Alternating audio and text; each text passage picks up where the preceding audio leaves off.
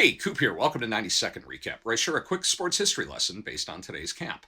It's September 21st, and I'm wearing a Chicago Cubs New Era 5950 purchased from New Era.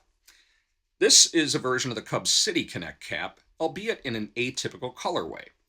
New Era calls it birchwood, but I'm going to label it autumnal, appropriate given that this is the final night prior to the fall equinox.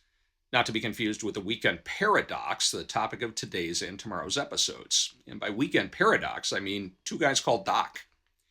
On this date in 1915, Doc Watson hurled his final big league contest, authoring a complete game victory. The perfect bookend for his brief major league career, which began with a complete game victory little more than 2 years earlier.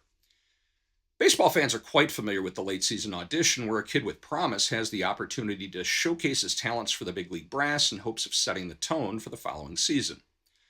Branch Rickey of the Cardinals was the first to realize that having a place to stash talent that was ultimately under contract to the big league parent would be way more useful than bringing in random players from random teams, and thus gave birth to the farm system as we know it in the mid-1920s. But in 1913, that was still a decade off, so the Cubs were gambling when purchasing Watson from the Fond du Lac Molls, a team that existed for a mere 75 games. Doc would jump to the Federal League the following year, the remainder of his big league career paralleling that of the Outlaw League. Both went belly up after the 1915 season.